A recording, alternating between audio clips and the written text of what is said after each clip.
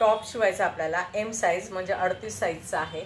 तर आधी शोल्डर बघा किती घेतलेले आहे, साधारण 7.5 घेतात शोल्डर आणि गळा रुंदी 3 घ्यायची आणि मागचा गळा पण 3च घ्यायचा आहे आपल्याला, हा एवढा 3 आणि असा अर्धा इंच शोल्डर उतार द्यायचा आहे। नंतर मुंढा पण आपल्याला 7.5 द्यायचा आहे। हे सगळं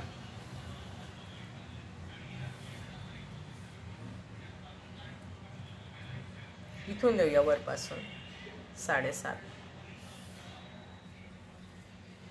मग 7 दुने 14, परत 7 वर इथे घडी करायची, खूण करायची आणि पुन्हा कमरेनंतर हिप साईज परत 7 वरती अशा खुणा करून घ्यायच्या। इथे 7.5 वर खूण करून घेतली आणि इथे चौकोन करून घेतला आणि इथे आपल्याला मुंडा टाकायचा आहे म्हणून 7.5 7.5 इथून असा चौकोन करून घ्यायचा आणि छाती किती आहे 38 आहे तर 9.5 घ्यायचं आहे आणि पुढे 1-1.5 इंच आपल्याला मार्जिनसाठी ठेवायचं आहे, शिलाई मार्जिनसाठी। ही पट्टी घालून इथून असं ठेवून असा हा आपल्याला आकार द्यायचा आहे। तसंच इथे आता ही कंबर आहे, इथे 7.5 घेतलेले, इथे 7 घेतलेला आहे, तर 7 वर कमरेचं द्यायचं आहे आणि त्याच्या खाली परत 7 घेतलंय, तिथे हिप साईज आली आपली, इथे घ्यायचं आहे आणि मग इथून सरळ आपल्याला खाली जेवढी उंची आहे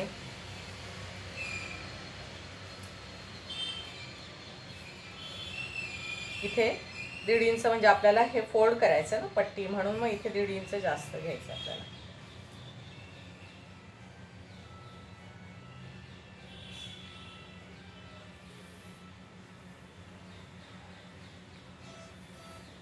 असा आकार देऊन टाकायचा। ड्रेसचा जेवढा घेर आहे त्यापेक्षा 1.5 इंच इथे घेतलं, नंतर कमर जेवढी आहे त्याच्यापेक्षा 1.5 इंच घेतलं आपलं हिप साईज आणि कमर जेवढी आहे त्याच्यापेक्षा 1.5 इंच घेतलं, छाती आहे त्यापेक्षा 1.5 इंच घेतलं आणि मग हे सगळं असं जोडलं। आता इथं दुमडपट्टी घालायची आहे आणि इथं आतून टीप येणार आहे आपली फिटिंगची, असं ही आपण मार्जिन ठेवलेली आहे, त्यासाठी 1.5 इंच घेतलेलं आहे। आता हे कटिंग करून घेऊया। हे बॅक साईड आहे, फ्रंट साईडचं दाखवते। आता याच्यावरतीच पुढचा आपण मी भाग दाखवते तुम्हाला की हा इथे 6 इंच पुढचा गळा घेतलेला आहे आणि 3 इंच आपण इथे गळ्याला घेतले, तसंच याला पण 3 इंचच घ्यायचं आहे आणि मग याला आकार द्यायचा आहे त्या पट्टीने।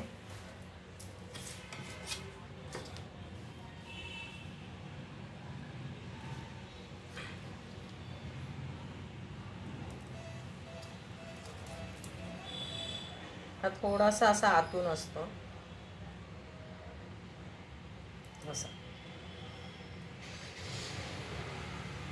असा हा भाग थोडा आतमध्ये येतो, असा द्यायचा। ही पट्टी अशी ठेवायची आहे, ही या रेघेच्या इकडे आत येते आणि मग असा याला जोडायचा। आता हे कट करून घेऊया, गळ्याला पण असा शेप देते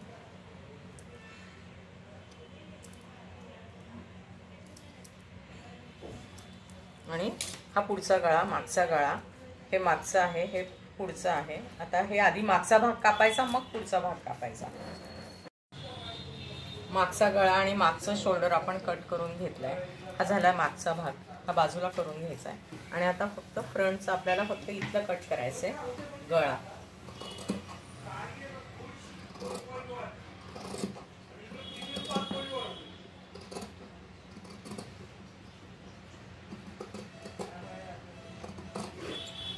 आणि हा इथे आतून कट करायचा, थोडा आतून घ्यायचा।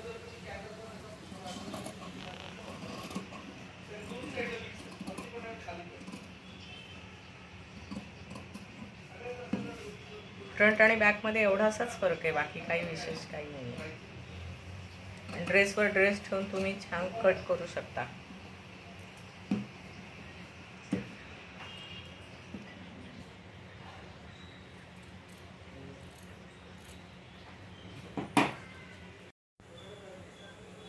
हे उरलेल्या भागामध्ये आपल्याला बाही कट करून घ्यायची आहे, बाहीचं पेपर कटिंग केलेलं आहे, तेच ठेवते मी इथे।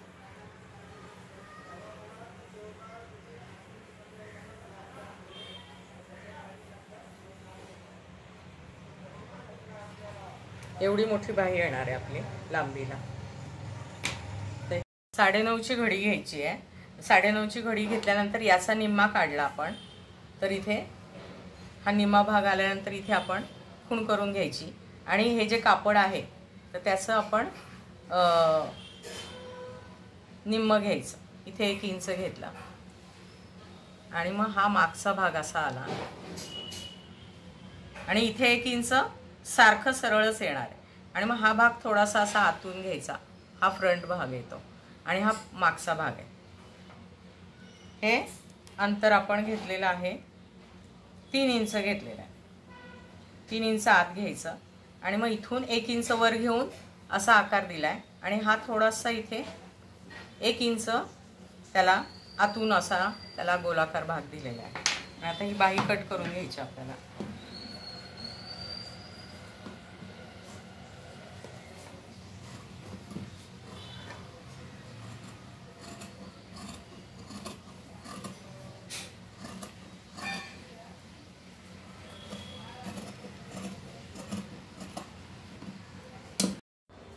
बाहेरचा भाग आधी कट करून घ्यायचा आणि मग नंतर हा आतला जो आपण आकार दिला होता तो असं सरळ करून मग तो आतला आकार आपण कट करायचा. आणि जेवढी बाही जाडी आहे तुमचा दंडघेर तेवढा मोजून घ्यायचा किती आहे तो आणि त्यानुसार मग खूण करून माया ठेवायची. त्या 1.5 इंच माया ठेवायची आणि कट करून टाकायचं. जी झाली आपली बाही कटिंग. प्लाझो शिवायची आपल्याला, तर आपल्याला आधी 2 इंच मार्जिन ठेवायचं इलॅस्टिकसाठी. तिथे मी एक रेष मारून घेतली आणि 1 इंच इकडे थोडं एक्स्ट्रा ठेवलेलं आहे, तेही आखून घेतलेलं आहे असं. आता कमर कशी टाकतात त्याच्यामध्ये हिप साईज त्याचा 4था भाग आणि प्लस 2 इंच मार्जिनसाठी म्हणजे 10.5 आहे हिप साईज 4था भाग आणि 2 इंच जास्त म्हणजे 12.5 आला आपला. तर 12.5 ही कंबर घ्यायची आहे. कमरेप्रमाणे नाही घ्यायचं. हिप साईजचा 4था भाग प्लस 2 इंच घ्यायचे. तसंच आसन पण घेताना तसंच घ्यायचंय. ते पण तितकंच येणार आहे 12.5 इथून घ्यायचं. सॉरी, इथून घ्यायचं आसन. हे मार्जिनवरचं दुमडपट्टी आहे ती इलॅस्टिकची त्याच्या खालून घ्यायचंय. तर ते पण इथे 12.5 येते. तर इथे 12.5ला आपण रेग मारून घेऊया. ते होईल आसन.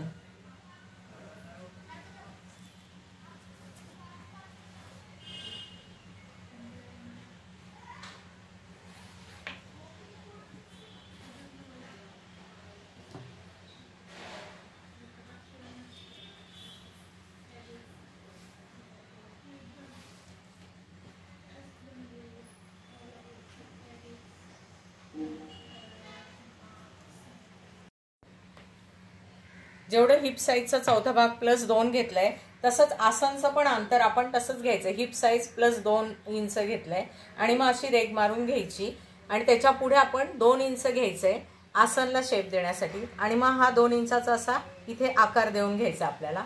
ही जी पट्टी असते त्या पट्टीने असा आकार द्यायचा आपल्याला. असं आपण मुंड्याला आकार देतो त्याप्रमाणे. आणि मग याचा मध्य काढून घ्यायचा आपल्याला. हा इथून घ्यायचा. 14.5 आलाय तर 7.25 येणार आहे.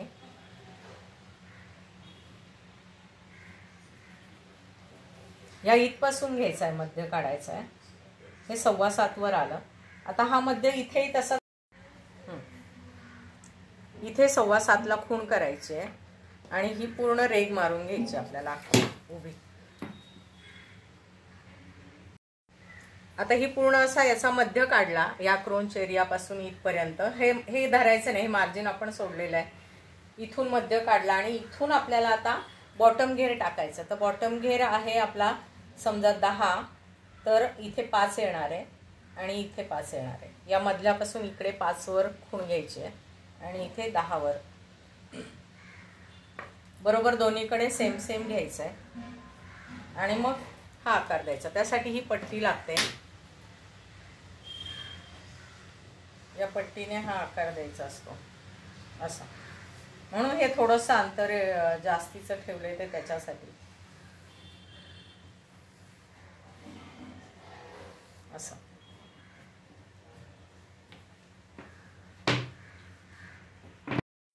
हे असं इथून याला असं जोडायचं. याच्यासाठी ही पट्टी लागते.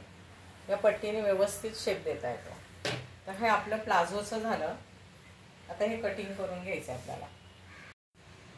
तर ही पट्टी अशी ठेवायची आहे आणि हा थोडासा आकार द्यायचा. हा थोडासा आतमध्ये जातो इथे कमरेच्या इथे आणि मग हा आकार देऊन घ्यायचा असा.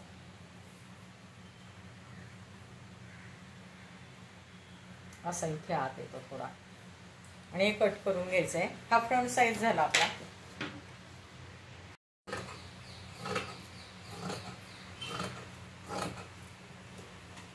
आता बॅक साइड कापायची आहे. हा फ्रंट भाग मी इथे ठेवला त्या दुसऱ्या भागावरती आणि बॅक साइड कापण्यासाठी वरती 2 इंच आपल्याला घ्यायचं आहे. याला तर आपण 2 इंच घेतलंच होतं फ्रंटला, पण याला अजून 2 इंच म्हणजे बॅक साइडला पूर्ण 4 इंच लागतं हे दुमडपट्टीसाठी. मागचा भाग मोठा असतो म्हणून पुढे 2 इंच घ्यायचे आपल्याला. असंच सरळ खाली रेग मारून घेतली इथपर्यंत आणि मग इथून परत पुढे 2 इंच वाढवायचंय. जसं आपण इथे वाढवलं होतं 2 इंच तसंच ह्या रेषेपासून 2 इंच वाढवायचं आहे आणि त्यालाही असा शेप द्यायचा आहे. आणि मग अशी ही रेग मारून घ्यायची आहे. आणखीन याच्यामध्ये असं असतं की हा जो इथे मागचं कंबर असते तिथून ह्या क्रोंच एरियापर्यंत असं हे तिरकं याला असं जोडायचं असतं. हा जो इथला भाग असतो सीट घेरचा इथला तिथे असं हे तिरकं कट करायचं. म्हणजे इथे उंच येतं, इथे मात्र सेमच येतं. तर ही मागची बाजू 4 इंच घ्यायची जास्त मोठी आणि पुढे 2च इंच घ्यायची दुमडपट्टीला. याला 4 इंच घ्यायचे आणि मग हे आता आणि हा भाग उचलून आता पुढे ठेवायचा आहे. मागचा भाग तसाच ठेवायचा. हे मागचं मी असंच्या असं कट करून घेणार आहे आखून जसं आहे तसंच.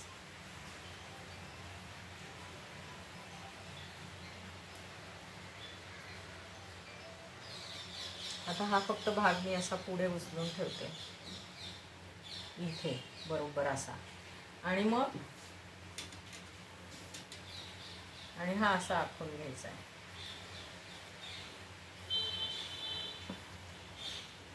आणि हे कट करून घ्यायचं. मला 2 इंच कमी पडलं होतं तर मी इथे पट्टी लावली. इथे हा जो आसनचा भाग असतो आपला, हे जे मधलं आसन आहे इथे वरती 2 इंच जास्त घ्यायचं असतं बॅक साईडला. तर इथे पट्टी कमी पडली तर मी इथे पट्टी जोडली, 2.25 इंच घेतलं म्हणजे मग इथे शिलाई मार्जिनमध्ये गेलं म्हणून. आणि मग हे आसनचा भाग जोडून घेतलाय बॅकचा. नंतर हा फ्रंटचा आसनचा भाग जोडून घेतलेला आहे दोन्ही. आता आपल्याला हे दोन्ही साईडनी इकडनं आणि इकडनं शिवून घ्यायचंय आणि या मधल्या भागातनं शिवून घ्यायचं असं. फायनली आपला प्लाझो तयार झालेला आहे. हे असं इलास्टिक मिळतं. हे इलास्टिक इथे घातलेलं आहे तर ते काही शिवताना दाखवलं नाही, पण इथे आपण 2 इंच बॅक साईडला वरती घेतलं होतं त्यामुळे हा भाग वरती येतो. आणि असं एका ठिकाणी त्याला टीप मारून घ्यायची इलास्टिकला आणि मग ती दुमडपट्टी वरती जे आपण घेतलं होतं 1 इंच जास्त 2 इंच तर एक इथे जातं खाली आणि एक वरून येतं. एक आधी दाबपट्टी मारून घ्यायची, त्याच दाबपट्टीवरती दुसरी शिलाई आली पाहिजे, हे आतमध्ये गेलं पाहिजे. आणि हे इलास्टिक असं ओढून ओढून लावायचं असतं. एकदा तिथे टीप मारली की मग असं पूर्ण गोल राऊंड मारून घेतला आणि मग बाकीचं उरलेलं कट करून टाकायचं शेवटी जेवढी कंबर पाहिजे तेवढं. ड्रेस पण आपला तयार झालेला आहे. ह्या फुल स्लीव्स नंतर हे असं झालेलं आहे.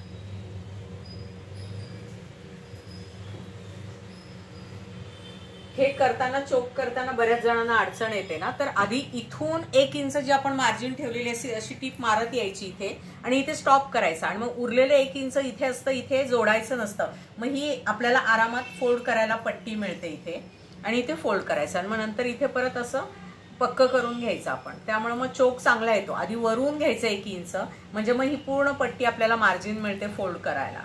असं एकदम सोपं, एकदा करायला लागलात की येईल तुम्हाला.